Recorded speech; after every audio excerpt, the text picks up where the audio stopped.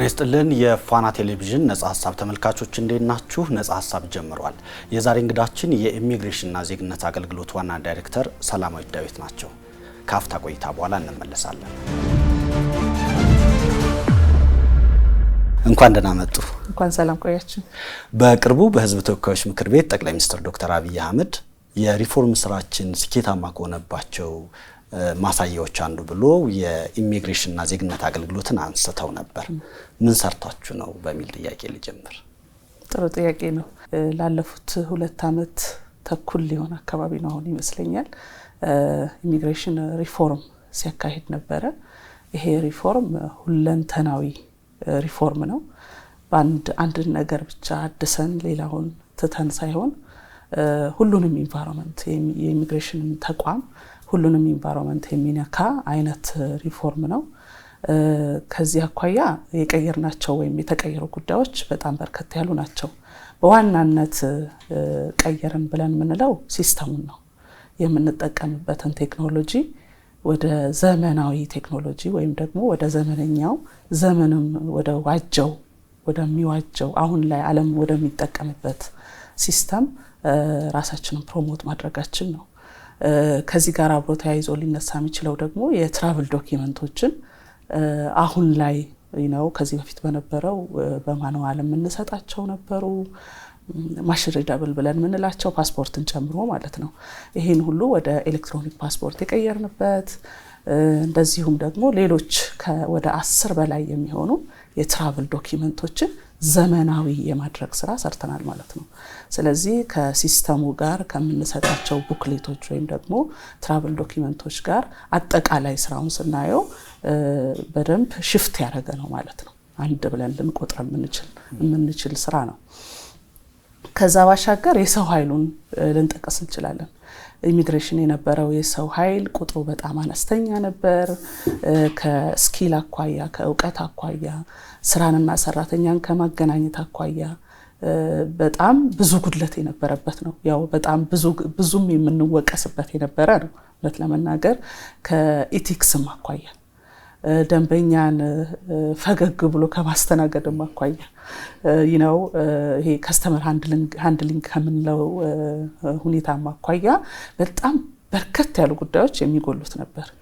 እሱንም በደንብ ሪፎርም አድርገን አንድ ውስጥ ያለውን ማን ምን አቅም አለው፣ የት ቢሆን ምን ቢሰራ የተሻለ ይሰራል የሚለውን በደንብ የማጥናትና ወደየቦታው የማድረግ ሁለተኛ ከውጪ አዲስ ኃይል ማስገባት ያስገባነው ቁጥር ካለው ቁጥር እኩል ነው። ስለዚህ በጣም ቁጥሩንም የጨመርንበት እና ያደስንበት ቅድም እንደተባለው ከስተመርን በደስታ ፈገግ ብሎ በማስተናገድ ረገድ የተሻለ ውጤት ያስመዘገብንበት ማለት ነው። ሁለተኛው ከሰው ኃይል ጋር በተገናኘ ያመጣነው ለውጥ ነው።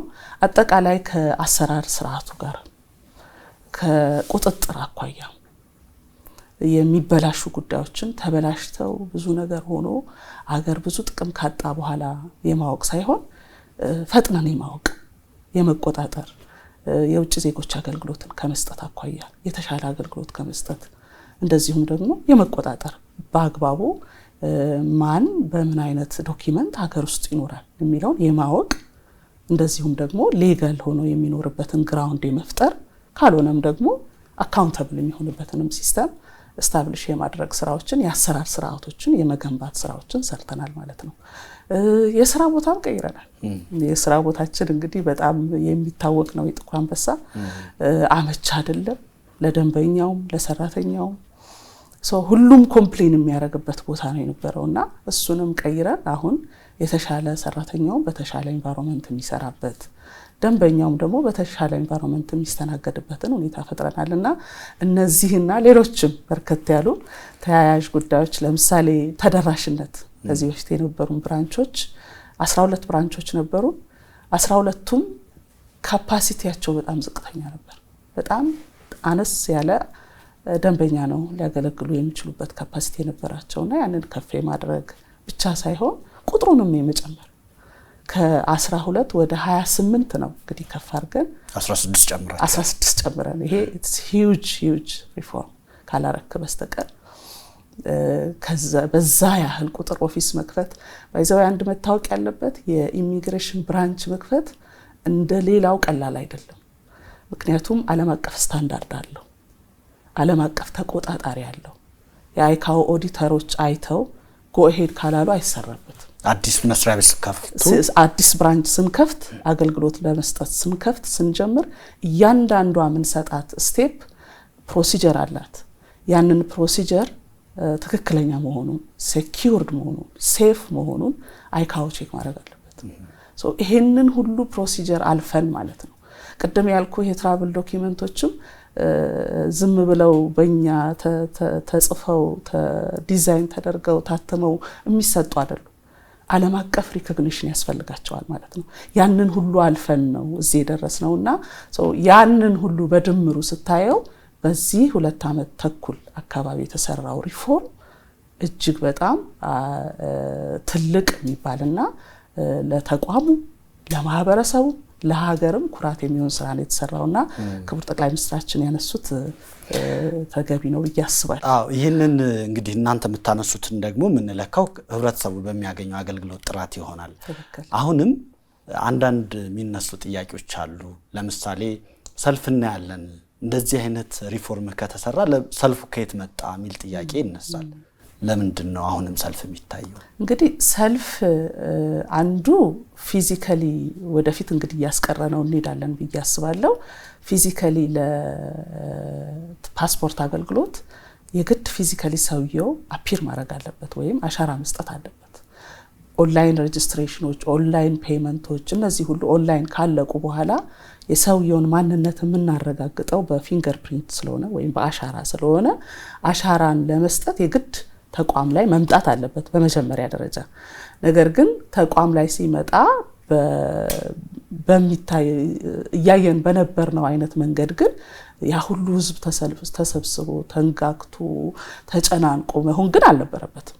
ያንን የፈጠረው የነበረው ከዛ በፊት የነበረው ለረጅም ጊዜ የነበረ ባክሎግ ያንን ለመፍታት ስናረግ የነበረው ብዙ በብዛት ለማስተናገድ ባለን ውስን ቦታ በብዛት ለማስተናገድ ስንሞክር የሚፈጠር አይነት የሰልፍ ሂደት ነው የነበረው።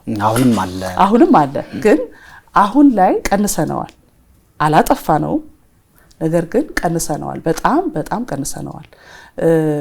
አሁን ጎተራ ብትመጣ ኦንላይን በልኬቱ ለዛ ለጎተራ ብራንች ወይም ደግሞ ለሄድኳርተሩ ሊቀበለው በሚችለው አቅም ሰዎችን ኦንላይን ፊክስ አድርገን በዛ መሰረት የመጣው በሰዓቱ እየተስተናገደ የሚሄድበት ነው። ስቲል ሰልፍ ይኖራል፣ ግን ያን ያህል ደንበኞች የሚማረሩበት ወይም እርካታ የሚያጡበት ወይም እርካታቸውን እንዲያጡ የሚያደርግ አይነት ሁኔታዎች ሳይኖሩ ማስተናገድ እንችላለን። እሱ ጥያቄ ላይ ምናልባት ወደ ኋላ እንመጣለን። እርካታውን የተመለከተውን ግን ይሄ ሰልፍ ጉዳይ የሚነሳው አንደኛው በእነዚህ በተሰለፉ ሰዎች መሃል ጉዳይ እናስፈጽማለን ውስጥ ካሉ ሰዎች ጋር ግንኙነት አለን የሚሉ ሰዎች ነበሩ። እንደው ሪፎርም በፊቱ በኦልዱ ሲስተም አሁን እንኳን እሱ ኦሬዲ ቀርቷል።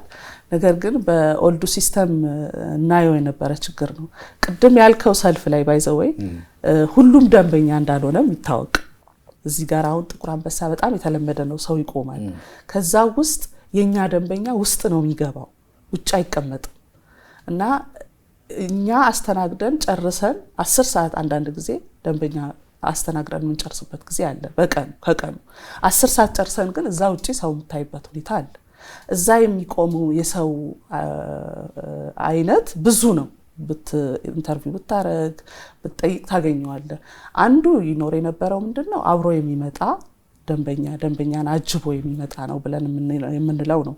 ከ2 እስከ 10 ሰው አንድን ደንበኛ አጅቦ ይመጣል። አቨሬጅ እንደው 5-4 ብንል ነው አንድ ሰው አጅቦ ማለት ነው። አንድን እንግዳ ወይም አንድን ከስተመር አጅቦ የሚመጣ ሰው አብሮ የሚመጣ ሰው ማለት ነው። አብሮ የሚመጣ ሰው ወደ ውስጥ ስለማይገባ ውጭ ይቀመጣል ማለት አንዱ ችግር የነበረው እሱ ነው። ሁለተኛው ቅድም እንዳልከው በጣም ግርግር ባለበት ያው ግርግር ለሊባ ይመቻል የሚባል አባባል አለን አይደል? በጣም ግርግር ባለበት ሰዎች በተሰበሰቡበት ደግሞ የተለያዩ ነገሮችን ለማድረግ የሚጥሩ የድለላ ስራ እንሰራለን እያሉ ፓስፖርት እንሰጥሃለን፣ ውስጥ እኮ አይሰጡህም፣ ትቸገራለህ፣ አታገኝም፣ ከእጥረቱ ጋር ተያይዞ ማለት ነው። ይሄ እንግዲህ በበፊቱ ሲስተም የነበረ ችግር ነው። አንዱ ሲስተሙ ኦልድም ስለነበረ ማስፋትም ችግር ስለነበረ በወቅቱ ደግሞ በጣም የተጠራቀመ ዲማንድ ስለነበረ ወይም የተጠራቀመ አፕሊኬሽን የሰዎች ፍላጎት ኦሬዲ አፕላይ አድርገው የተቀመጠ ፍላጎት ስለነበረ ያንን ሪዞልቭ እስከሚደረግ ድረስ የተፈጠረ ችግር እንደነበረ አስታውሳለሁ። ነገር ግን ሪዞልቭ እያደረግነው ነው የመጣ ነው። በጣም እየቀነስ ነው የመጣ ነው። ወደፊት ደግሞ የሲቪል ሬጅስትሬሽን እና ፋሚሊ ሬጅስትሬሽን ሲስተም ኦልሬዲ ስታብሊሽ አድርገናል። አዲስ አበባ ጀምሯል። ይሄን በአገር አቀፍ ደረጃ እንዲኖር እናደርጋለን። እንደዚሁም ደግሞ የፋይዳ ጋራ በደንብ ኢንተግሬትድ ይሆናል። አሻራ በዛም ስለሚወሰድ አሻራ ለመስጠት የሚመጡ ሰዎችንም እየቀነስን እንሄዳለን ማለት ነው። ወደፊት እነዚህ ዳታዎች ሁሉ ተሰብስበው ሰዎችን በደንብ መለየት በምንችልበት ደረጃ ስንሄድ ሰው ቤት ሆኖ ሁሉን ነገር መጨረስ የሚችልበትን እድል እንፈጥራለን ማለት ነው። አሁን ላይ ግን ለፊንገር ፕሪንት የግድ ሰው መምጣት ስለሚኖርበት ብንቀንስም ማስቀረት አንችልም።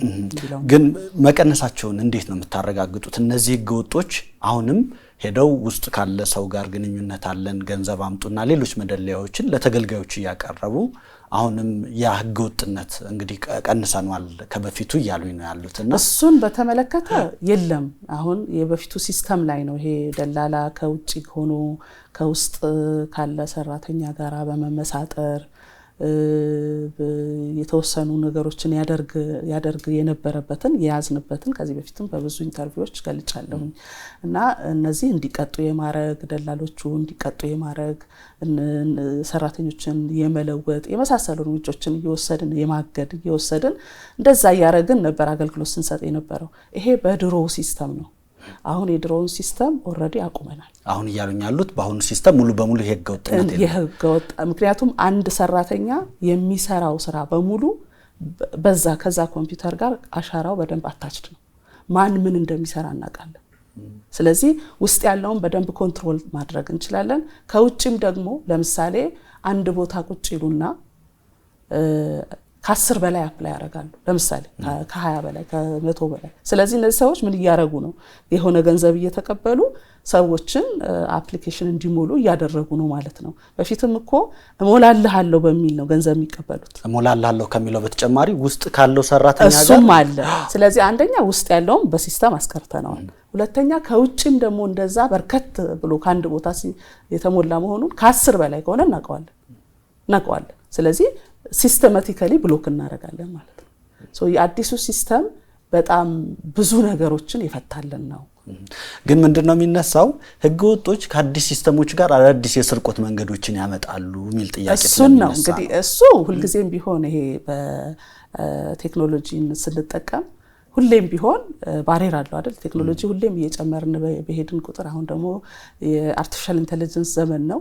በየጊዜው እያሻሻሉ በየጊዜው ከዛ እየቀደሙ መሄድን ይጠይቃል። ያንን ከማድረግ አኳያ አንድም ከነዚህን ፕሮቴክት ከሚያደርጉልን ተቋማት ጋር እንሰራለን፣ ከኢንሳ ጋር እንሰራለን። በየጊዜው ደግሞ ሲስተማችንን ፕሮቶኮል አለው የራሱ።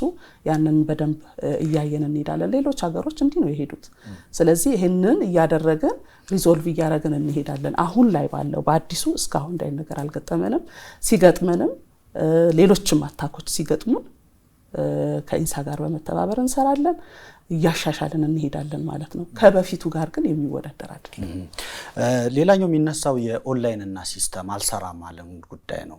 ብዙ ሰዎች ኦንላይን እና ሲስተም አልሰራም ማለት በሚል ምክንያት ሌሎች አጋዦችን ይፈልጋሉ፣ ወደ ሌሎች ህገወጥነቶችም እንዲሄዱ ምክንያት ይሆናቸዋል የሚል ጥያቄ ስለሚነሳ ታውቁታላችሁ ይሄ ችግር ነው? አዎ፣ አንዱ ሽፍት አድርገናል። ከኦልዱ ሲስተም ወደ አዲሱ ሲስተም ሽፍት አድርገናል። አሁን የኦልዱን ፖርታል አውርደን አዲሱን ፖርታል ሰቅለናል።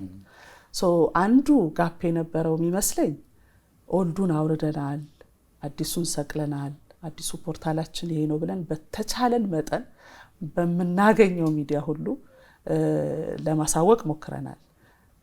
በየተቋሞቻችንም በብራንችን በዚህም ያሉት ለሰዎች እንዲናገሩ አድርገናል። ስቲል ግን የማይሰማ ሰው ይኖራል፣ ኢንፎርሜሽን የማይኖረው ሰው ይኖራል። እንዲህ አይነት ነገር ሁሌም ቢሆን ማለት ነው። እና አንዱ የሚመስለኝ በአሮጌው መሞከር፣ ምክንያቱም ያሮጌው በጣም ለዘመናት የቆየ ስለሆነ ሰው በደንብ የተቀባበለው ስለሆነ እሱ ላይ የመሞከር ነገር አለ። እሱ ላይ ሲያጡ አልሰራለን የሚል ነገር እንዳጋጠመን አስታውሳለሁ። ከዛ ሌላ ደግሞ አዲስ ሲስተም እንደመሆኑ በጣም ብዙ ፊቸሮችን ጨምረንበታል። ሰውየውን በትክክል የሚሞላው ሰው ራሱ ስለመሆኑ በደንብ ሴኩሪቲ ዋይዝም እያረጋገጥን መሄድ ስለሚኖርብን የአይካኦ ስታንዳርዶችን በሙሉ አሟልቶ የወጣ ሲስተም ነው። ያንን ሁሉ እንትን ይጠይቃል፣ ትግስት ይጠይቃል፣ በደንብ እውቀት ይጠይቃል። ዲጂታሊ እንዴት አድርገህ ስልክህን ተጠቅመህ የፒሲህን ተጠቅመህ ወይም ደግሞ ላፕቶፕህን ተጠቅመህ እንዴት መሙላት እንዳለብህ ዩ ሃቭ ቱ ነው። እሱ አንደኛ ማስተማር ይኖርብናል ብለን ቪዲዮ ሰርተን ከዚህ ቀጥሎ ይሄንን እያረጋችሁ እዚህ ላይ እንደዚህ እየሞላችሁ ይሄንን አታች እያረጋችሁ እያለን በደንብ እያስተማረን ያለን ቢሆንም ስቲል ያ የሚጎል ይመስለኛል። እኔም ቪዲዮዎቹን ዩቲዩብ ላይ እና የተለያዩ ማህበራዊ ሚዲያዎቹ ላይ አይቻለሁ። ግን እነኛን ነገሮች ተረድቶ መተግበር ያው ለኢትዮጵያን ስለሆነ አገልግሎት መስጠቱ ሁሉ ሰው ይችላል የሚል ጥያቄ እሱ ነው። አሁን አንዱ መሄድ ያለብን ወደዛ ነው። ባይዘወይ ሁሉም ሰው ራሱን ምክንያቱም ዓለም ወደዛ አይደል እየሄደ ያለው ኦሬዲ ወደ ዲጂታሉ ነው። ኤቭሪቲንግ ወደ ዲጂታል ዓለም ነው እየገባን ያለ ነው። ከዛ በማኑዋል የሚሆኑ ነገሮች በጣም እየቀሩ ነው። ወደ ዲጂታል እንዲሄድ በደንብ ሰው እንዲማር ማድረግ ስራ መስራት አለብን። ይሄ በእኛ ብቻ የሚሰራ አይደለም። ኦፍ ኮርስ ግን እንደ ሀገር በዲጂታል 2030 እቅድ ውስጥ ያለው ይሄው ይመስለኛልና ማህበረሰባችን ይሄንን ከመጠቀም አኳያ በደንብ ራሳችንን አፕዴት የምናደርግበትን እንደ ሀገር መስራት አለብን። ብዙ ኢንስቲትዩሽኖች ይሄንን እንደሚሰሩ አውቃለሁ። ነገር ግን ያ ባይሆን ለጊዜው እንዳይቸገር ሰው ምን አድርጋችኋል የሚለው በየብራንቾቻችን በሄድኳርተርም የተቋማችን ውስጥ የሚያግዝ ማህበር አለን። ሰዎች እንደዚህ ሆነው መሙላት አቅቷቸው ተቸግረው በሚመጡበት ጊዜ የሚያግዝ ማለት ነው። ያንን ሌላ ጋም ሄደው እንዳይበሉ ሌላ ችግር ውስጥም እንዳይገቡ እንደዚህ አይነት እውቀት ችግር ያለባቸው ሰዎች እንደገና ደግሞ አንዳንድ ጊዜ ሲስተም መቆራረጥም ይኖራል። ይሄ የምንክደው አይደለም። እንደዚህ አይነት የሲስተም መቆራረጥ ሲኖርም ታግሶ በዚህ 1 ሚኒት ቢቋረጥ ኔክስት ሚኒት የሆነ ነገር ተስተካክሎ የሚሰራበትን እድል እንፈጥራለን። እኛ የምናውቀው ሲሆን አንዳንድ ጊዜ በራሱም ተቋርጦ ወዲያው የሚመለስበትም ሁኔታ አለ። የመብራት መቆራረጥ፣ የተለያዩ ሌሎች ጉዳዮችን መሰረት አድርጎ ማለት ነው። ሲስተም እንደመሆኑ የመቆራረጥ ነገር የትኛውም ተቋም ላይ ይኖራል። ያንን አንደርስታንድ አደርጋለሁ። ከዛ ውጪ ግን ሰው ራሱ እንደው ጥሩ የሚሆነው የራሱን ኢንፎርሜሽን ራሱ ሞልቶ አፕላይ አድርጎ ራሱ ፊዚካሊ መጥቶ አሻራ ሰጥቶ ፓስፖርቱን ማግኘት የሚችልበትን ትሬንድ ነው መፍጠር የምንፈልገው። ነገር ግን ያ ሳይሆን ከቀረ ግን በየተቋሞቻችን አፕሮች ማድረግ ይችላሉ የሚለው። ሌላው ሪፖርታችሁን እያየው ነበር። በዚህ ዓመት የመጀመሪያው ሩብ ዓመት ከ500 ሺህ በላይ ፓስፖርቶችን ማተማችሁን ከዚህ በተጨማሪ 270 ሺህ የሚደርስ ነበር ከ3 ዓመትና ከዛ በፊት ሪፎርም ከመጀመራችሁ በፊት የፓስፖርት ይሄን በ3 ወር አሳክተናል ብላችኋል። ምናልባትም በአመት 4 ሚሊዮን የሚደርስ ፓስፖርት እናትማለን እናሰራጫለን የሚል እቅድ አላችሁ። ይሄ እነዚህ እቅዶቻችሁ ግን አሁንም በተለይ ስርጭቱ ላይ መስተጓጎሎች ይፈጠሩና አንዳንድ ሰዎች ቅሬታ ሲያቀርቡ እንሰማለን።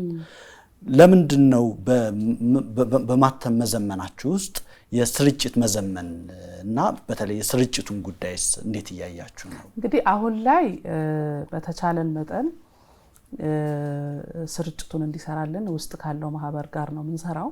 ነገር ግን ዘመናዊ መንገድ እንዲከተል እያደረግን ያለነው በተለይ ፓስፖርት የማይመለከተው ሰው ጋር እንዳይደርስ በአሻራ ቼክ እያደረግን ራሱ ግለሰቡ መሆኑን ቼክ እየተደረገ የሚሰጥበትን ሁኔታ ነው እያበረታታን ያለነው። በየብራንቹ የስርጭት ስፖት አለን። ሄድኳርተር ላይም እንደዚሁ ለራሱ እንደውም አደይ አበባ ጋር ታው እንደሆነ ራሱን የቻለ የስርጭት ሴንተር ፈጥረን እዛ እያሰራጨን ነው የምንገኘው። ባለን አቅም ወደፊት እያሻሻል እንደምንሄድ አምናለሁ። ሌሎችንም ተቋሞች ወደ መጠቀምም እንሄዳለን። እንትን ብቻ አይደለም። ለምሳሌ ዲኤችኤልን እንጠቀማለን። የኢትዮጵያን ፖስታን ለመጠቀም እየተነጋገርን ነው። ሌሎችንም በተለይ አድራሻ በትክክል ሬጅስተር ማድረግ እነዚህ አይነት ችግሮች እየቀሩ ሲመጡ በደንብ ቤት ለቤትም እያደረሱ የመሄድ ነገር ሊኖር ይችላል ብዬ አስባለሁኝ። እየጨመረ ይሄዳል ብዬ አስባለሁኝ። ግን ዲስትሪቢዩሽን ላይ በአጠቃላይ ስናየው ከዚህ ቀደም ከነበረው ከሪፎርም በፊት ከነበረው በጣም የተሻለ አፈጻጸም ነው ያለው። ስርጭቱ ላይ ምንድነው የገጠማችሁ የሚል ጥያቄ ስለሚነሳበት 4 ሚሊዮንን ሰርቭ ማድረግ የሚችል ካፓሲቲ ቢውልድ ማድረግ ነው ሐሳባችን። ምክንያቱም በየጊዜው ዲማንድ እየጨመረ ይሄዳል። በየጊዜው የሚጨምረው የዲማንድ መጠን እኛ ካልኩሌት ከምናደርገው እጥፍ እየሆነ አየነው። ትሬንዱን አየን ማለት ነው። 1.5 ከሚለው ነው 4 ሚሊዮን ሄድ ነው። ሶ ይሄንን ትሬንዱን ስናየው ለ2 ለ3 ለ4 ዓመት አሁንም ፓስፖርት ኢሹ መሆኑ አይቀርም እንዲህ ካልዘለልን በስተቀር። ሶ በተለምዶ እቅድ ሲታቀድ የሆነች ፐርሰንት እየተጨመረች ነው አይደል የሚሄደው? የሆነ ፐርሰንት እየተጨመረ ነው። ሳይንሱም እንደዛ ነው የሚለው። ነገር ግን አሁን ካለንበት ሁኔታ አሁን ይሄ ተቋም ካለበት ሁኔታ ማህበረሰባችን ከሚፈልገው የፓስፖርት ዲማንድ ሁኔታ ፍላጎት መጠን ሁኔታ ጋር አይመጣጣም። ስለዚህ እኛ መስራት ያለብንን ነገር በጣም ብዙ ዋጋ ያስከፍለናል። ከፍለን 4 ሚሊዮን ማምረት የምንችልበትን ካፓሲቲ ቢውልድ እናርግ። ቅድም ያልኩ ከ12 16 ጨምረን 28 እናድርሰው ማለት ነው ብራንቾችን። ይሄ ማለት አንድ ፓስፖርት ፕሪንት ብቻ አይደለም የሚደረገው ነው። አፕሊኬሽን ተቀብለ ቬሪፋይ አርገ አፕሩቭ አርገ ወደ ፐርሰናላይዜሽን መጥቶ ነው ፕሪንት የምንለው። ፕሪንት ማድረጉ አይደለም ችግሩ። ገና ከዛ ቬሪፋይ አድርጎ መጥቶ እዚህ እስከሚደርስ ያለው ጊዜ ገንዘብ፣ አቅም፣ የሰው ኃይል ታሳቢ መደረግ አለበት ማለት ነው። ስለዚህ አንድ ሰው አፕላይ የሚያደርገው ሬጉላር ከሆነ ከ2 ወር በላይ ይፈጃል። ፕሪንት ቀድሞ ፕሪንት ሆኖ ሊሆን ይችላል፣ ግን ቀኗን ጠብቆ ነው የሚወጣለት። የ2 ቀን ከሆነ በ2 ቀን ነው፣ የ5 ቀን ከሆነ በ5 ቀን ነው አስቸኳዮቹ ማለት ነው። ሶ ለእያንዳንዱ ስኬጁል አለው። በስኬጁሉ መሰረት ነው በተቻለን መጠን እንዲደርሰው የምንፈልገው። ዲስትሪቢዩሽን ላይ ሄዶ የመዘግየት ነገር አይደለም ያለው። አሁን ኢንፎርሜሽኑም ሮንግ ነው ለማለት ነው። ስርጭቱ አይደለም ስርጭቱ ላይ ብዙ ችግር የለብንም። አሁን ላይ ከኦልዱ ሲስተም ወደ አዲሱ ሲስተም ሽፍት አድርገን በፖርታል እየመዘገብን ያለ ነው። አስቸኳዩን ደግሞ እየሰጠን ያለ ነው። አልፎ አልፎ ሬጉላር የሚመጣውንም እንደዚሁ እያገለገልን ያለ ነው። በ2 ወር ከ15 ቀን አካባቢ ቢበዛ የሬጉላሩ ይደርሳል ማለት ነው። ሌላው ደግሞ አስቸኳዩ በ2 ቀን በ5 ቀን ይደርሳል። አንዳንድ ጊዜ ዲስትሪቢዩሽን ላይ የሚፈጠሩ ኢንኮንቪኒየንሶች በትክክል ስሙ የትኛውም አገልግሎት ላይ የሚገጥሙ ጉዳዮች ይኖራሉ አይደል? እንደነዚህ አይነት ነገሮች ካልገጠሙ በስተቀር ሰዎች አፕላይ ባደረጉለት ቀን እንዲደርሳቸው ነው በትጋት እየሰራን ያለ ነው። ሶፋር የዲስትሪቢዩሽን ላይ ብዙ እክል ገጥሞን አያውቅም። አልገጠመንም። ምናልባት ዲስትሪቢዩሽን ሳይሆን ችግሩ ሌላ ሆኖ ሌላ ቦታ ላይ የዘገየ ጉዳይ ካልሆነ በቀር ማለት ነውና በእነዚህ ፓኬጆች በ2 ቀን በ5 ቀን በ2 ወር ከ15 ቀን አካባቢ ፓስፖርቶችን እያደረስን ነው። ከስርጭት ጋር ተያይዞ ሐምሌ 2016 አንድ ሐሳብ ተናግራችሁ ፓስፖርት ቤት ለቤት እናደርሳለን በተለይ ለልዩ አገልግሎት ለሚገባቸው ሚል ነገር ተናግራችሁ ነበር። 2017 ላይ እንጀምረዋለን ነበር የተባለው። አሁን ታሳስ 2018 ላይ አንዱ የቸገረን ያው የዛኔ ኦልድ ሲስተም ላይ ነው የነበርነው። የግድ አዲሱ ሲስተም ወደ መሬት መውረድ ነበረበት። ምክንያቱም በኦልዱ ሲስተም ሞከርን አልሆነም። በኦልዱ ሲስተም እንዳልኩ በተለያየ ፓኬጅ አገልግሎት ለመስጠት ለማስፋት በደንብ አፕግሬድ ለማድረግ በጣም ስታክ ያደረገ ሲስተም ነው። ኦሬዲ ከ20 ዓመት በላይ የቆየ ሲስተም ነውና ስለዚህ ይሄ ነገር አዲሱን ሲስተም ኢምፕሊመንት አድርገን ኪቶችን ተረክበን ከምንሰራው ድርጅት እንደዛ ያረጋግን ኪት ልከን ቤት ለቤት አገልግሎት ማለት ሰውየው ኦፊስ አይመጣም ማለት ነው። እኛንን ቤት ምን አሻራውንም ምኑንም እዛ መውሰድ ያለብንና ከሲስተሙ ጋራ በተገናኘ አዲሱ ሲስተም ላይ ነው መጀመሪያ ያለብን የሚለውን ከመወሰናችን ጋራ ታይዞ ነው የዘገየው። ግን አሁን እንጀምራለን።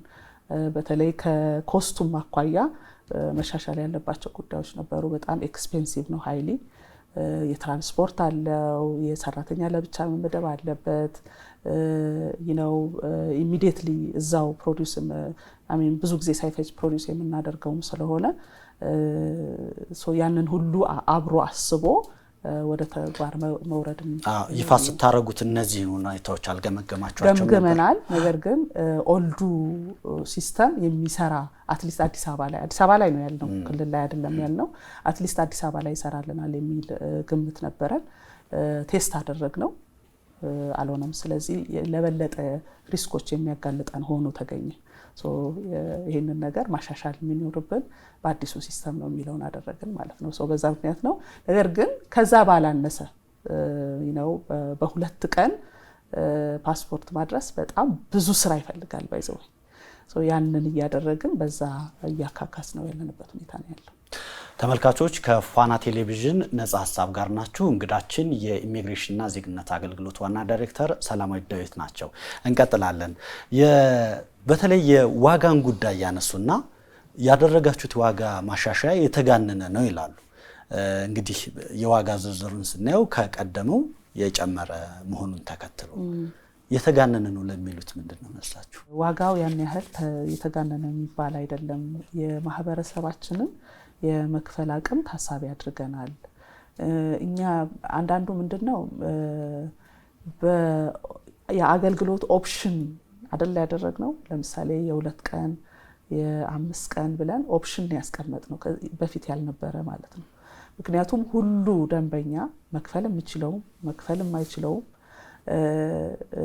በተሻለ አገልግሎት ማግኘት የሚፈልገው ቢቆይም ብዙ ችግር የሌለበትም እኩል ማስተናገድ ከባድ መከፋፈሉ ለተገልጋዩ ለአገልጋዩ በጣም ኮንቪኒየንት ይፈጥራል የሚለውን በማሰብ የ2 ቀኑ በ25,000 ብር የ5 ቀኑ በ20,000 ብር የእድሳት 12,000 ሬጉላሩ ደግሞ 5,000 ብር ነው።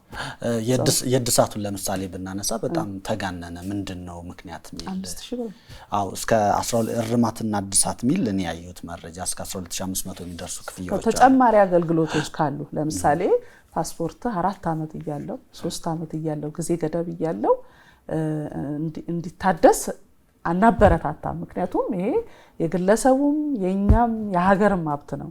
ሰው በመጀመሪያ ተጠንቅቆ ዳታውን በጥንቃቄ ሰጥቶ በዛ መሰረት በዛ ዋጋ እንዲወጣለት ነው የምንፈልገው። ያንን ግን እንደገና ሲሰራ ራሱን እንደገና ነው የምትሰራው። አንድ ፊደል ለማስተካከል ዘሆል ፕሮሰስ ነው የምትሄደው። it is the same cost ማለት ነው። እና የተወሰነች ያችን ምናካክስበት የተወሰነች ለዋላይ እንጨምራለን እንጂ ለሬጉላር የምናስከፍለው ብቻ ብትወስድና የምናወጣውን ወጪ ብትወስድ በኪሳራ ነው የሚሰራው። እንደው እዚህ ጥያቄ ላይ አንድ ነገር ክሊር አድርገን ብናልፍ ደስ ይለኛል። የተመን አወጣጥን የተመለከተው ምን አይነት መንገዶችን ነው የምትከተሉት? ሳይንሳዊ ነው የሚል ጥያቄ ስለሚነሳ እንደው እንደኔ አይነቱ ሰው ብድግ ብሎ መንግስት በቃ 25,000 ብር ለ2 ቀን ይክፈል ብሎ የሚረዳ ሰው ቢኖር ተመኑ ምን አይነት ሂደቶች ነው የሚያደርገው? ይሄንን ከመነሻውም ታሳቢ ያደረግነው ኤሌክትሮኒክ ፓስፖርትም ውስጥ መግባት ይኖርብናል። ብዙ ትራቭል ዶክመንቶችን ማሻሻል ይኖርብናል። ሲስተሞቻችንን አፕግሬድ ማድረግ ይኖርብናል። በጣም ብዙ ኮስት ነው ያለብን። የአንድን ፓስፖርት ዋጋ ከማውጣት በፊት ብዙ የገበያ ጥናት ይሰራል። የውጭ ሀገር ኤክስፒሪየንሶች ሌሎች ሀገራት ምን ያህል ያስከፍላሉ፣ ምን አይነት ፓስፖርት ይጠቀማሉ፣ ኢቨን ጊዜ ገደቡ ጭምር ማለት ነው። ጊዜ ገደብ ራሱ ብትወስድ አሁን አንድ ፓስፖርት 4 ወር ቆይቶ የሚሰጥ ሀገር አለ። በጣም ያደጋገ 6 ወር ቆይቶ ይሰጣል። it is not a big እኛ ጋር አሁን ሲመጣ 2 ወር ከ15 ቀን ሲባል በጣም ቆየ ይባላል። ግን አይደለም። በጣም ብዙ ያደጉ በጣም ዘመናዊ ቴክኖሎጂ ኢንትሮዲዩስ ያደረጉ ሰዎች አገራት የሚጠቀሙበትን ጊዜ ገደብ ስናየው በጣም የተንዛዛ ነው። እንደኛ እንኳን አጭር አይደለም ማለት ነውና ከገንዘብም አኳያ የሚያስከፍሉትን ስናይ በጣም የኛ ዝቅተኛ ነው። ማሰብ ያለብን ለሬጉላሩ የምናስከፍለው ነውና ተጨማሪ ኮስቶች የምናደርገው ለምሳሌ የማደሻ ጊዜ እያለው መቀየር ፈልጋለሁ ፓስፖርቴን ካለ this is luxury አይደል somehow 3 አመት እያለው ኦኬ ልቀይር ካለ ለኛ ድጋሚ ስራ ነው ማለት ነው። ድጋሚ ኮስት ነው ማለት ነው። እሱን ከቨር የምናደርግበት የተወሰነ እንጨምርበታለን የሚለው ነው እንጂ አብዛኛው እንደው በጣም ብዙ መንግስት ድጋፍ በማድረጉ ምክንያት የተሳካ ነው የሆነው እንጂ የሚከፈለው የፓስፖርት ገንዘብ በጣም አነስተኛ ነው የሚለው። ከሀገር ልንወጣ ስንል የተለያዩ እንግልቶች ይደርሱብናል። እርግጥ እናንተም ብቻ የሚመለከት እንዳልሆነ እንረዳለን። ግን በጣም ይነሳል አልፎ አልፎም ቢሆን በጣም በተለያዩ ሶሻል ሚዲያዎች በጣም ተበደልን፣ ተጎዳን፣ እንደዚህ አይነት ጉዳት ደረሰብን፣ ተከለከልን ከሀገር ልንወጣ ስንል የሚሉ አንዳንዴ ደግሞ ገንዘብ ሰጠን አለፍን ለኢሚግሬሽን ሰዎች ያም ድንበር ስለሆነ ከሀገር የሚወጣበት ድንበር ስለሆነ ቦሌ አካባቢ ለምሳሌ የሚነሱ ጥያቄዎች አሉ። ጥያቄውን ታውቁታላችሁ? መረመራችሁት ወይ? ደንበኞች ለመሳፈር በሚመጡበት ጊዜ ማሟላት የሚገባቸውን ነገሮች አሟልተው መምጣት አለባቸው። አንደኛው እኛ ጋም ሳይደርስ እኛ ጋር ሳይደርስ ኢቲ አለ፣ ሴኩሪቲ አለ፣ እነዚህን ሁሉ በስርዓት ማለፍ መቻል አለባቸው። በተለምዶ እነዚህንም ጋር ችግር ሲገጠም ኢሚግሬሽን የሚባል ነገር ስላለው ማለት ነው። ቅድም አንተ እንዳልከው በርከት ያሉ ስቴክሆልደሮች እዛ ስላሉ ማለት ነው። ነገር ግን እኛ ጋር ከመጣ በኋላ አንደኛ የቪዛውን ትክክለኛነት እናጣራለን፣ የፓስፖርቱን ትክክለኛነት እናጣራለን። እነዚህ ነገሮች ላይ ቫሊድ መሆናቸው ቼክ አድርገን ግለሰቡ ራሱ መሆኑን አረጋግጠን ነው የምናስወጣው የምናስገባው ማለት ነው። ሲገባ ደግሞ የመጣበት ፐርፐዝም ጭምር ይጠየቃል። እርግጠኛ መሆን አለበት፣ ከመጣበት ቪዛ ጋር ማች ያደረገ መሆን አለበት። በዚህ ውስጥ በተለይ የሚወጡ ደንበኞችን በተመለከተ ስለሆነ የጠየቀኝ የሚወጡ ደንበኞችን በሚመለከት በአብዛኛው ፎርጅድ ቪዛ ይዞ የመምጣት ውጪ ሰራተኝነትን እንቀጥራቸዋለን፣ ስራ እንፈልግላቸዋለን በሚል የደላላ እንትን የተወሰዱ ይመስለኛል። እነዚህ በሚመጡበት ጊዜ ቪዛ እናጣራለን። አንድ ሁለተኛ ለስራ የሚሄዱ ከሆነ ቪዛቸው የስራ ከሆነና ኢትዮጵያ የተፈራረመችባቸው ሀገራት ጋር የሚሄዱ ከሆነ ለስራ በሌበር ኤንድ ስኪል ሚኒስትሪ ኢትዮጵያ በውጭ ሀገራት ከውጭ ሀገራት ጋር የስራ ስምምነት ታደርጋለች። በዚህ ምክንያት ስምምነት ያለን ሀገር ከሆነ ከሌበር ሚኒስትሪ ጋር ሬጅስተር አድርገው መሆኑን ማረጋገጥ አለብን። የሌበር ሚኒስትሪ ጋር ሬጅስተር አድርገው ኮድ ይዘው የመጡ መሆኑን ስናረጋግጥ ኮዱን ቼክ የምናደርግበት የራሳችን መንገድ አለ። ያንን አረጋግጠን በምናይበት ጊዜ የሌለ ከሆነ እንመልሳለን ማለት ነው። ስለዚህ አንድ የትራቭል ዶክመንት በአግባቡ አሟልቶ ባለመገኘት የሚመለሳለ።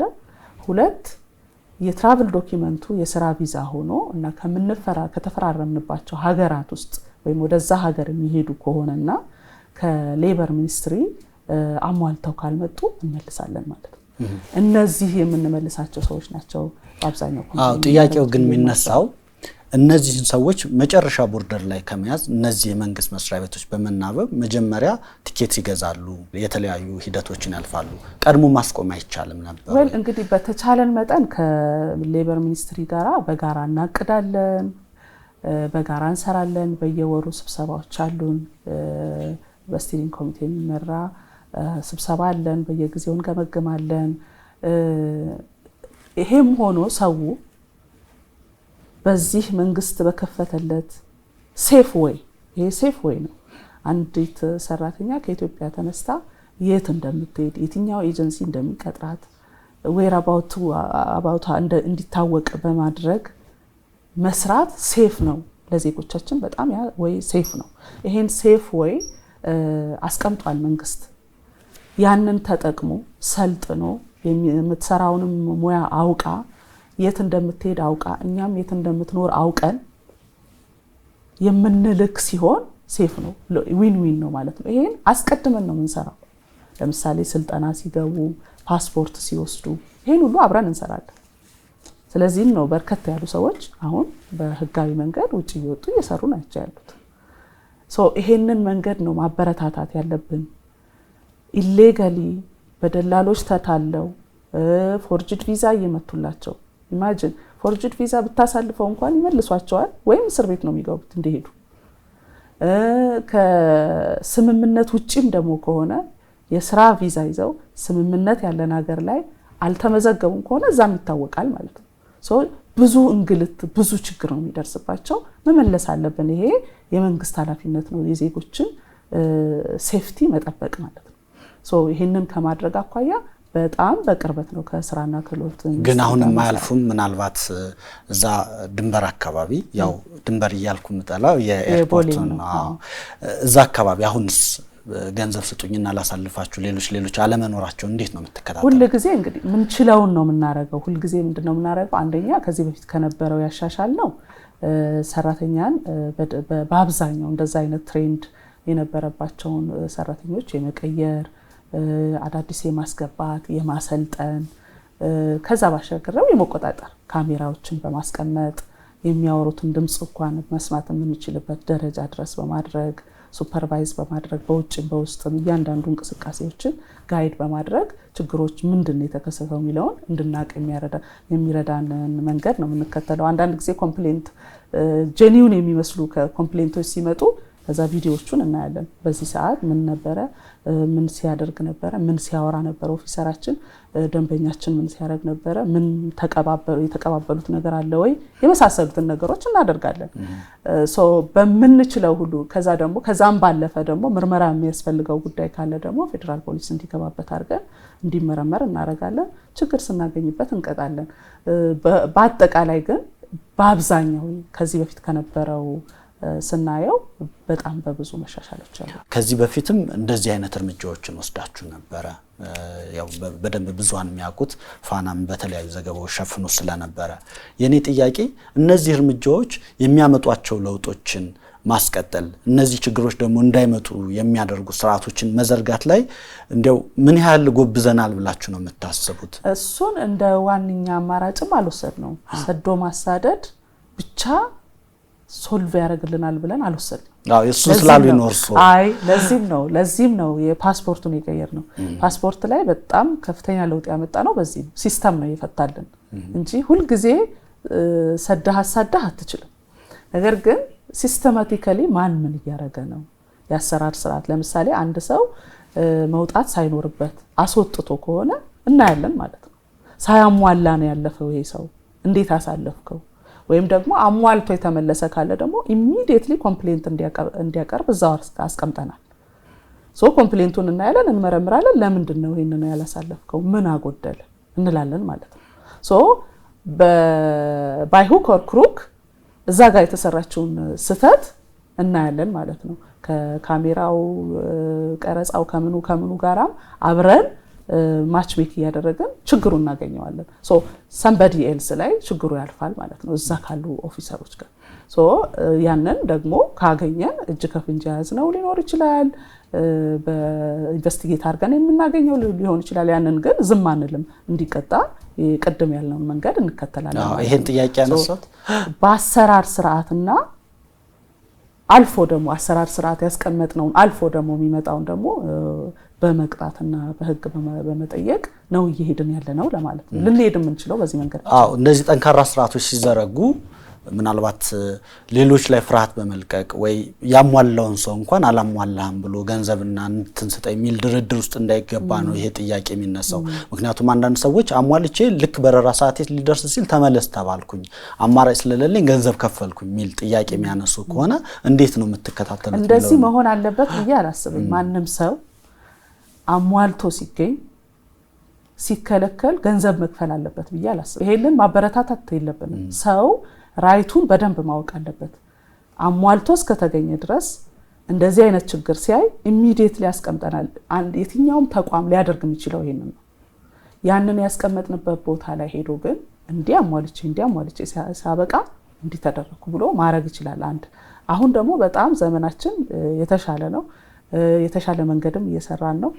በቅርብ ጊዜ በአርቲፊሻል ኢንተለጀንስ እያለማን ያለነው ኦልሬዲ ወደ ስራ እያስገባን ቴስት እያደረግን ያለነው የከስተመር ኮምፕሌንስ መቀበያ ኦንላይን ማለት ነው እያዘጋጀን ያለነው። እዛው ስሙን ከደረቱ ላይ ስካን አድርጎ ይሄ ኦፊሰር እንዲያለኝ ነው ማለት ይችላል። ኢሚዲየትሊ መድረስ የምንችልበትን እዛ ድረስም እንሄዳለን ማለት ነው። ወደዚህ ችግር ግን ወደዚህ እርምጃ ወደ ኤአይ ወደ ሌላው እንድትሄዱ ያደረጋችሁ ችግሩ ስላለ ነው ማለት ነው። ችግሩ አለ። ችግሩ ነገም ይኖራል። ችግሩ መኖሩ የማይቀር ስለሆነ በየጊዜው ችግሩ አፕዴት ባደረገ ቁጥር ተቋሙ ራሱን አፕዴት እያደረገ መሄድ አለበት። ይሄ የማይቀር ነው። አሁን ትላንት ያለን ችግር ዛሬ የለም። መግባባት ያለብን ጉዳይ ማለት ነው። ኤግዛክትሊ ትላንት ባለው መጠንም አይደለም፣ አሻሽለነዋል። ትላንት ባለው አይነትም አይመጣልህም። ዛሬ በሚገጥምህም አይነት ነገ አይመጣም። ስለዚህ በየጊዜው ያለው አማራጭ አፕዴት ራስን እያደረግ ዘጉርቲንግ የአርቲፊሻል ኢንተለጀንስ ዘመን ስለሆነ በየጊዜው ይሄንን እያሻሻልን መሄድ ይኖርብናል። ነገር ግን ሰዎች ልክ ሰራተኞች ህግ ጠብቀው ዲሲፕሊን ዶነው መስራት እንዳለባቸው ሁሉ ከስተመሮችን በጣም ይሄንን ማክበር ይኖርባቸዋል ማለት ነው። አሟልተው መምጣት ያለባቸውን አሟልተው መምጣት፣ ካሟልተው ከመጣ በኋላ ግን ኤክስትራ ነገር የሚደረግበት የሚጠየቅበት ጉዳይ ካለ ግን እዛው ያለውን ነገር የመጠቀም የተቀመጠላቸውን እድል የመጠቀምና ኮምፕሌንት የማቅረብ እኛም ደግሞ ኢንቨስቲጌት የማድረግ ኃላፊነት አለብን ብዬ አስባለሁ። እንግዲህ በተለያዩ የመኖሪያ የስራ ፈቃድ ወደ ኢትዮጵያ የሚመጡና በኢትዮጵያ ደግሞ የተራዘመ ቆይታ የሚያደርጉ አንዳንዴም በህገወጥ ተግባራት የሚሰማሩ ሰዎች አሉ የሚሉ በተለይ ሪፎርም ከማድረጋቸው በፊት በሰፊ እነሱ የነበሩ ጉዳዮች ነበሩ። መንግስትም በተለያዩ ጊዜያት ማስታወቂያዎች እንዲህ ሀሳቦች ሲያስነሳ ነበር። አሁን ላይ እሱ ነገር ምን ለውጥ አመጣ? አንዱ ያሻሻልነው ነገር እሱ ነው። በውጭ ዜጎች አገልግሎት አንዱ አገልግሎት አሰጣጡ ራሱ በጣም አስቸጋሪ የነበረበት ታስታውስ እንደሆነ እዚህ ካሳንቺስ መንገድ ላይ ሁሉ ይሰለፉ ነበርና ቦታው ማምቻ አልነበረም። እንደዚሁም ደግሞ አገልግሎቱም በጣም የተበላሸበት የፎርጅድ ካርዶች የበዙበት እና ይሄም ፎርጅድ ካርዶች ደግሞ ቪዛዎች እና መኖሪያ ፈቃዶች ማለት ነው ካርዶች እነዚህ ደግሞ በየቦታው የሚታተሙበት የራሱ የሆነ ኔትወርክ የዘረጉ ሰዎችን ያገኘንበት እና በጣም የተበላሸ ጊዜ እንደነበረ አሰራሩ በጣም የተበላሸ እንደነበረ ያየንበት ነው። እሱን አንዱ ህግ ነው ያሻሻል ነው። ህጉን በማሻሻል አንድ ከውጭ የሚገባ ሰው ሲገባ መያዝ ያለበት ምንድነው? ከገባ በኋላ እንዴት ይኖራል? ከሚሰራው ስራ ጋር እንዴት ነው የሚሆነው? ኢንቨስተር ሆኖ ከመጣ በኋላ ምን ያህል ቆይታ ይኖረዋል? እንዴት ነው የሚቆየው? የመሳሰሉትን ነገር እንደ አዲስ አየነው። ህግጋቶቻችንን በደንብ አይተን መሻሻል የሚገባቸውን ነገሮች በደንብ ያሻሻልንበት ነው አንዱ። ሁለተኛው የቁጥጥር ካፓሲቲያችንን ከፍ ያደረግንበት ነው፣ የአሰራር ስርዓቱን ማለት ነው። እነዚህ ኦልሬዲ የተስፋፉትን የሐሰተኛ ሰነዶች የመለየት ባኔ ማድረግ ሰዎች ለመጠቀም ሲመጡ ይሄን ከየት አመጡ የማለት የመጠየቅ ኢንቨስቲጌት የማድረግ በጣም ብዙ ኦፕሬሽኖችን ሰርተናል በዚህ ማለት ነው። እነዚህ ሰነዶች ከየት ነው የመጡት፣ ማን ያተማቸው፣ እንዴት ገቡ፣ ለሰው እንዴት ተሰጡ የሚለውንም ጭምር አንድ ላይ ሪሶልቭ ያደረግንበት ማለት ነው። ዋንስ ያንን ካወቀን በኋላ ሰዎች ይሄን ይዘው እንዳይገኙ ከተገኙ ደግሞ አካውንታብል እንደሚሆኑ ህጉ እሱ ነው ዋናው ማለት ነው፣ መሳሪያ ይሆነልን። ስለዚህ መቅጣት ጀመርን ማለት ነው። አካውንታብል እንዲሆኑ ማድረግ ስንጀምር ሰው በስርዓት መጀመሪያም ተሳስቶም ወደ ሐሰት የገባም ስላለ ሁሉ አውቆት አይደለም ያንን ሐሰተኛ ሰነድ የሚይዝ የነበረው፣ ተሳስቶም የሚይዝ ነበር። የተወሰኑት ግሩፖች ናቸው አውቀው የሚያጠፉ የነበሩትና ስለዚህ ከሁሉን እዛ ውስጥ መክተት ስለማይገባ መጀመሪያ ስለ ህጉ አዌርነስ የመፍጠር ስራ በደንብ እንዲያውቁት ዜጎቻቸውን እንዲጠብቁ ኤምባሲዎች ይህንን እንዲሰሩ እዚህ ያሉ አዲስ አበባ የሚገኙ የውጭ ኤምባሲዎች ይህን እንዲያውቁት የማድረግ ስራ አደረግን። ከዛ በኋላ እንግዲህ ሰው አዌር እየሆነ ጥንቃቄ እየወሰደ እኔ ኢንቨስተር ሆኜ ካምፓኒ ኖሮኝ እዚህ ሀገር የማመጣቸው ሰዎች ማን ናቸው፣ ምንድናቸው፣ የት ነው የሚውሉት፣ ምንድነው የሚሰሩት፣ ከኔ ውጭ ሌላ ነገር እየሰሩ ነው ወይ የሚለውን መቆጣጠር እንዳለበት ካምፓኒው ጭምር ካምፓኒዎች ሬጂስተር ማድረግ እንዳለባቸው ኮድ እንሰጣለን ለካምፓኒዎች ጭምር ማለት ነው። ቪዛ ሊጠይቁ ሲመጡ ኮድህን አምጣ ነው የምንለው። እነዚህ አይነት የአሰራር ስርዓቶችን በማድረግ አሁን ላይ በጣም የቀነስንበትና ሰው ህጋዊውን መንገድ እንዲመርጥ ያደረግንበት ህጋዊው መንገድ ሞር የበላይ የሆነ የመጣበትን ሁኔታ መፍጠር ችለናል። ይህ ጉዳይ ከጸጥታና ደህንነት ጋር የሚያያዙ ጉዳዮችም ስላሉት በተለይ እንግዲህ ኢትዮጵያ ያለችበት ቀጠናም ከሌሎች ጋርም ስለሚያዝ ጥብቅ ክትትል ደግሞ ጥብቅ ስራዎች የሚፈልግ ስለሆነ ነው ማንሳቴ። የሌሎች ሀገራት ዜጎችም ኢትዮጵያንን ብለው ፓስፖርት ለመውሰድ መሞከርና ሌሎችም ሲነሱ ስለነበር አሁን እንዴት ነው እሱ በጣም እየጨመረ የመጣ ነው። በተለይ ወደ ኢትዮጵያውያን ደግሞ ወደ ኢትዮጵያ ፓስፖርት ፍላጎት ደግሞ ስመጣ ኢትዮጵያዊ ሳይሆን ወይም ደግሞ የሌላ ሀገር ዜግነት እያለው የኢትዮጵያን ፓስፖርት ለመውሰድ አፕላይ የሚያደርግ ሰው አሁንም እንይዛለን። የማጭበርበሩ መጠንና አይነት እየተቀያየረ ይመጣል እንጂ አይቀርም። ያንን ነቅተን ከማወቅ አኳያ ሲስተሞችን እንዲናበቡ ከማድረግ ሲስተሞች እየተናበቡ በመጡ ቁጥር ያ ሰው የት ሄደ፣ የት መጣ፣ ምን አይነት ፓስፖርት አለው፣ አሁን ደግሞ እዚህ ያለውን የኛን ፓስፖርት ማግኘት የፈለገበት አፕላይ እንዴት አደረገ ሚለውን አብረን ማንበብ የምንችልበትን ያሉን ሲስተሞች። ኢትዮጵያ ውስጥ አንዱ ችግር ሁሉም ሲስተም አለው፣ ሲስተም እርስ በርስ ግን አይናበብም። ተቋም ለተቋም ብቻ አይደለም፣ ተቋም ውስጥም አንድ ተቋም ውስጥም እርስ በርስ ሲስተሞች ባለመናበባቸው ምክንያት ብዙ ችግሮችን ሳናውቃቸው ሀፕን ያደርጋሉ ማለት ነውና እኛ ግን ውስጥ ያሉት ሲስተሞች እየተናበቡ እንዲሰሩ ከማድረጋችን አኳያ እንይዛለን ማለት በጣም ብዙ እንይዛለን። ቦሌ ላይ እንይዛለን፣ እዚህ ፓስፖርት አፕሊኬሽን ላይ እንይዛለን። ብዙ የፓስፖርት አገልግሎት የምንሰጥበት ቦታዎች ላይ በሙሉ እንዲህ አይነት ነገሮች ያጋጥሙናል፣ እንይዛለን፣ አስፈላጊውን እርምጃ እንወስዳለን። ይሄ አደጋው ከፍተኛም ስለሆነ ይሄ ምንም ኮምፕሮማይዝ ማታረገው ነገር ነው። በአቪዬሽን እንግዲህ በአቪዬሽን ኢንዱስትሪም እንዳለ አጠቃላይ በመናይበት ጊዜ ምክንያቱም ፓስፖርት ለትራቭል የምትጠቀመው ነገር ስለሆነ ማለት ነው። ሴፍቲ ኤንድ ሴኩሪቲ ነምበር 1 ነው። መጀመሪያ ላይ ወደ አእምሮህ መጥቶ አስበኸው አስተካክለኸው እርግጠኛ መሆን ያለበት ጉዳይ ቢኖር ሴፍቲ ኤንድ ሴኩሪቲ ነው። ከዛ በኋላ ሌሎች ፋሲሊቲዎች ማሻሻሎች እንደው ለደንበኛ የተሻለ እንዲሆንለት የምትሰራቸው ነገሮች እነሱ ቀጥሎ የሚመጡ ነገሮች መሆን አለባቸውና ከዛ አኳያ ምንም ኮምፕሮማይዝ ማናደርገው ነገር ነውና በክልልም ያሉን ብራንቾች በዚህ በደንብ አዌር አድርገናል። እዚህም ያለውን በደንብ አዌር አድርገናል። በደንብ የምናይበት በተለይ ደግሞ ኢትዮጵያ ጎረቤቶቻችንም በጣም ስለሚመስሉን በቋንቋም በባህልም በመልክም በእምነትም በጣም ሼር እናደርጋለን እና አሁን ዘጉድቲንግ ፋይዳ በደንብ እየደረሰ ነው። ሲቪል ሬጅስትሬሽኑን በደንብ እየደረሰ ይሄዳል። እየተፈታ ይሄዳል። እሱ ቴክኒካሊም እየተፈታ ይሄዳል ብዬ አስባለሁ በሲስተም ግን እሱንም ቢሆን እስክንደርስ በደንብ እየለየን መስጠት ይኖርብናል። በአንደኛው ቅድም ሲያነሱልኝ የነበረው አሁንም የጠቀሱት በቅርንጫፍ ማዕከሎቻችሁን ማብዛት አንደኛው የጫና እንዲቀንስ ማድረግ መንገድ አድርጋችሁ እየተከተላችሁ መሆኑን ነው። ግን በቅርንጫፍ ማዕከሎቻችሁ ውስጥ ያለውን የአቅም ግንባታ የአገልግሎት አሰጣጥ መዘመን እንዴት ነው እያደረጋችሁት ያላችሁት? ምክንያቱም ለምሳሌ ጎንደር ከፍታችኋል። ጎንደር መውሰድ የሚችል ሰው አዲስ አበባ ይመጣል። ምናልባት እዛ ያለው አገልግሎታችሁ ሳያረከው ቀርቶ እንዳይሆን በቅርንጫፎቻችሁ መሀል ያለውን የአቅም ልዩነት የአገልግሎት አሰጣጥ መዘመን እንዴት ነው እያደረጋችሁት ያላችሁት? እንግዲህ ስታንዳርድ አውጥተናል። ሄድኳርተር ላይ እዚህ አዲስ አበባ ላይ ያለውን ራሱን ነው ክልል ላይ እንዲኖር የምንፈልገው።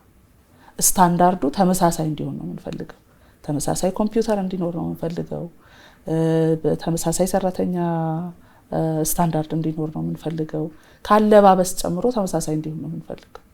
ሶ የቢሮ አቀማመጥ የቢሮ ሁኔታ ራሱ የተበላሸ እንዲሆን አንፈልግም። ሶ ከዚህ አኳያ ስታንዳርድ አውጥተን ሁሉም ብራንቾቻችን አዳዲሶቹን እንኳን በስታንዳርዱ መሰረት ነው ሲጀመር የሚሰራናቸው፣ አሮጌዎቹን ደግሞ ወደዛ ከፍ የማድረግ ስራ እየሰራን ያለነው። ስለዚህ ሰው የአካባቢው ላይ ያለው ብራንች እንዲጠቀም እናበረታታለን። አሁን በጣም ጥሩ ነገር በአዲሱ ፖርታል ሁሉም ብራንቾች ጋር ሬጂስትሬሽን ጀምረናል።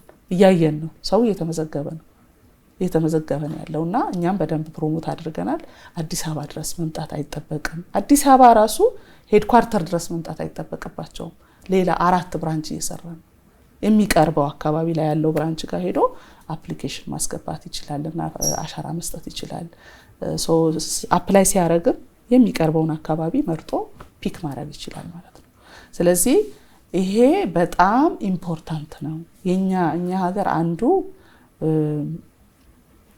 ለውጥ ቶሎ አይወሰድም፣ ወይም ደግሞ ቼንጅ ሲኖር ወይም ለውጥ ሲኖር ግድ የለም አዲስ አበባ ሄጄ በጨርስ ይሻለኛል ወደሚለው ነው የምናዘነብለው እንጂ እዚህ አጠገባችን ያለው ምናልባት አዲስም ከመሆኑ ብዙ ነገር ላይ ጨርስ ይችላል ልንል እንችላለን። እንደዚህ አይነት እንትኖች እሳቤዎች ሊኖሩ ይችላሉ። ነገር ግን በጣም ላረጋግጥልህ የምፈልገው ሁሉንም ሪጅኖች በእኩል ደረጃ ስታንዳርዱን በጠበቀ አገልግሎት እንዲሰጡ ነው እያደረግን ያለነው። ሄድኳርተር ላይ ብቻ የምንሰራቸው ስራዎች እንዳሉ ቢሆንም ነገር ግን በየሪጅኑ የሚሰጡ አገልግሎቶች በተሟላ መልኩ እዚህ እስኪደርስ ያለውን በሙሉ የሚሸፍኑ ለግለሰቡ እስከሚደርሰው ድረስ ያለውን የሚሸፍኑ እንዲሆኑ አድርገን እየሰራን ያለነው። አንደኛው ጥያቄ በተለያዩ ማህበራዊ ሚዲያዎች ስመለከት የፓስፖርት ቀጠሮ እናስይዛለን፣ ቀጠሮ እናስፈጽምላችኋለን የሚሉ ስልካቸውን ያስቀመጡ ሌሎች ሰዎች አሉ። እውነት ቀጠሮ ያስጨርሳሉ? እኛ እንግዲህ በተደጋጋሚ ተናግረናል። ኢሚግሬሽን የወከለው አንድም ሰው አንድም ተቋም የለም፣ ጉዳይ ፈጻሚ የለም። ግለሰቦች በራሳቸው በጣም ኢዚ ነው። በፔጆቻችንም አስቀምጠናል። ይሄን ቪዲዮ እያዩ ለራሳቸው መሙላት ይችላሉ። ከቸገራቸው እንኳን ወደ ኮምፓውንዳችን ወደ ራሳችን ቢሮዎች በየብራንችም እዚህም መጥተው ሳፖርት ማግኘት ይችላሉ። ቅድም እንዳልኩት እንጂ ይሄን እንሞላለን አሁን ደግሞ ጨርሶ ገንዘብ በልተው ሊጠፉባቸው ነው እንጂ አይችሉትም። ራሱ አሁን የሚቻልም አይደለምና እነዚህን አይነት ነገሮች ቢቆጠቡ በራሳቸው ቢያረጉት፣ ካልሆነም ደግሞ በአካባቢያቸው ያለ ብራንች ኮሙኒኬት ቢያደርጉ ሳፖርት ቢጠይቁ የተሻለ ነው ብለን እንላለን። በእናንተ በኩልስ እነዚህን አካላት ስልካቸውን ያስቀመጡ ማንነታቸው የሚታወቅ ሰዎች አንዳንዶቹ ምስላቸው እየታየ እናስጨርስላቸዋለን የሚሉ ሰዎች ስለሆነ ብዙ ጊዜ እንደዚህ አይነት ነገር ከበዚህ በፊትም በነበረው ሲስተም በጣም ብዙ ጊዜ ያጋጥመን ነበር። አሁንም አልፎ አልፎ እናያለን። ምንድነው የምናደርገው? እዛ ላይ በሚወጡበት ጊዜ እዛ ያስቀመጡት በአብዛኛው እዛ የሚያስቀምጧቸው መልካቸውም ስልካቸውም ስማቸውም ራሳቸው አይደሉም። አይዘው ብዙ ጊዜ የሚያጋጥመን ማለት እንዴት አወቃችሁ? ያው ቴስት እናደርጋለን፣ ኢንቨስቲጌት እናደርጋለን። ፌደራል ፖሊስ በዚህ በጣም ብዙ ጊዜ ያግዘናል። ባንካቸውን ፍሪዝ እናደርጋለን። የባንክ አካውንት ካላቸው ፍሪዝ እንዲያደርግ ሪፖርት እናደርጋለን። በጣም ብዙ ነገር እናደርጋለን። ግን በጣም የሚገርምህ እዛ ጋር ሶሻል ሚዲያ ላይ የሚቀመጠው ነገር ትክክለኛ ማንነታቸውን አይደል። ትክክለኛ ማንነታቸው የምናገኘው ኢንቨስቲጌት አድርገን ብዙ ቦታ ገብተን ስንይዛቸው ነው ማለት ነው። ሰው በዚህ አይታለል። በጣም ብዙ ሰው ይታለላል። ሶሻል ሚዲያ ኦፕን ነው። ማንም ሰው ዛሬ ተነስቼ ሌላ ሰው ነኝ ብዬ መክፈት እችላለሁ። ቅድም ሲነግሩን በብዙ ስራዎች ላይ መሻሻሎች መጥተዋል፣ ሪፎርም ያመጣው ውጤት ነው ያሉኝ ነበረ። ቁጥሮችም እንግዲህ ያሳተማችሁት ፓስፖርትና ሌሎች ይሄንን ያሳያሉ። እነዚህ ተደምረው የተገልጋይ እርካታ እንዲጨምሩ ይጠበቃል። የእናንተ ግምገማ የተገልጋይ እርካታ ጨምሯል ነው የምትሉን ወይስ ቀንሷል? የተገልጋይ እርካታ ከነበርንበት ጨምሯል። መድረስ የምንፈልገው ጋር አልደረስንም። መድረስ የምንፈልግበት ጋር ለመድረስ እንሰራለን። ከዚህ ቀደም የነበረው የተገልጋይ እርካታን ለመለካት እንኳን ድፍረት አይኖርህም። ፍርሃት ውጤቱ የተበላሸ ሊሆን የታወቀ ነው። ሰው እየተደባደበ እየተጋፋ ነው የሚገባው ቢሮ በትክክል ለሚፈልገው ሁሉ በማቅረብ የሚቻልበት ካፓሲቲ አልነበረም። ፓስፖርቱ ራሱ ተመርቶ የሚመጣው በስንት ጭቅጭቅ ነው። እዚህ ያለው መጠን በጣም አነስተኛ ነው። አሞኛል ብለህ ከሆስፒታል ማረጋገጫ ካላመጣ በስተቀር አሞህ እንኳን ፓስፖርት ማግኘት አትችልም። በጣም ብዙ ነገር ነው የነበረው። በዚህ ውስጥ እንዴት ነው የደንበኛን እርካታ የምትለካው? ከዛ የሚናገረው ስላለ ከዛ ምን አረግን? አስተካከልን። አትሊስት ባክሎጉን ጨረስን። ከዛ በኋላ ለሚፈልገው ሰጠን። በሚፈልገው ኦፕሽን ደግሞ አገልግሎት አቀረብንለት። እያልን መጣን ማለት ነው። አሁን በደንብ ቴስት እናደርጋለን የደንበኛን ፍላጎት።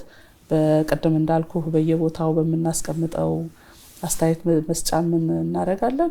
ኮምፕሌንት በየጊዜው የሚቀርቡ ኮምፕሌንቶችን በምን ያህል ፈታን በሚለውም ቴስት እናደርጋለን። ቀደም እንዳልኩ በቴክኖሎጂም ደግሞ ሰዎች እንዲሞሉ የሚያደርጉበትን ሲስተምም ከኤአይ ጋር በመሆን ጨርሰናል። በሶሻል ሚዲያ የሚሰጡንን ኮሜንቶችን ኢቫሉዌት እናደርጋለን። ባይዘው ምን ያህል ላይክ አገኘን፣ ምን ኮሜንት ተሰጠ የሚለውን ማለት ነው።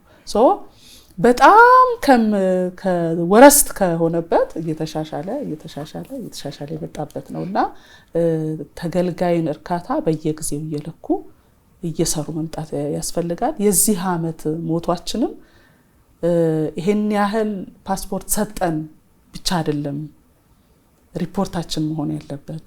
ይሄን ያህል ትራቭል ዶክመንት ፕሮዲዩስ አደረግን፣ ይሄን ያህል ሰው ቦሌ ላይ ያገለገልን፣ ሰው አስገባን አስወጣን የሚለውን ብቻ ሳይሆን ሪፖርት ማድረግ ያለብን ይሄን ያህል እርካታ ፈጠር ወደሚለው ተሸጋግረናል ማለት ነው። እቅዳችን ራሱ ወደዛ ሽፍት አድርጓል ማለት ነው። ቅድም ሲነግሩኝ መሻሻሎች አሉ፣ የፈለግንበት አልደረስንም እያሉ ነበር። ምንድነው የቀራችሁ? አሁን የቀረን እነዚህ 28ቱ ብራንቾች በፖርታል መመዝገብ ጀምረዋል። ደግሞ በአካል ሰውን ማስተናገድ ይኖርባቸዋል አይደለም? አሻራ ለመውሰድ ስለሚያስፈልገን በአዲሱ ደግሞ 10 መምጣት ስለምንወስድ ማለት ነው።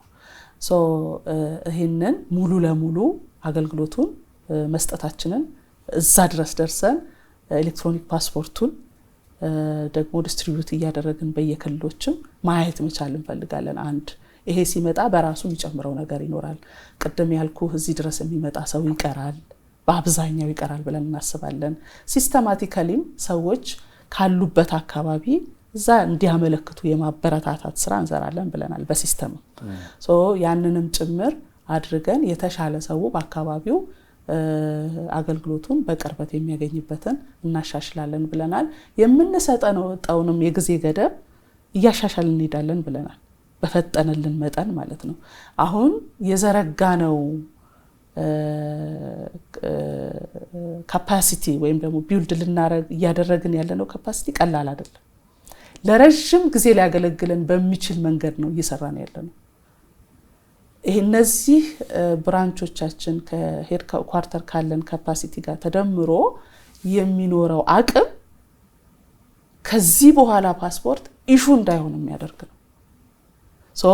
ባይዘን ደግሞ ቴስት ስናደርግ በደንብ የደንበኛን እርካታ አግኝተናል ብለን የምንልበት ማለት ነው። እሱን አንድ የምንጠብቀው በዚህ ዓመት እንጨርሳለን ብለን የምንሰራው ስራ ነው ማለት ነው። እና እነዚህ ሲመጡ የበለጠ የተሻለ እርካታ ይኖረናል ብዬ አስባለሁ። ተመልካቾቻችን የተመለከታችሁት ነፃ ሀሳብን ነው። አፈወርቅ እያዩ ነኝ ያዘጋጀሁት። እንግዳዬ ደግሞ የኢሚግሬሽንና ዜግነት አገልግሎት ዋና ዳይሬክተር ሰላማዊት ዳዊት ነበሩ። ስለነበረን ቆይታ በእጅጉ አመሰግናለሁ። እኔም በጣም አመሰግናለሁ።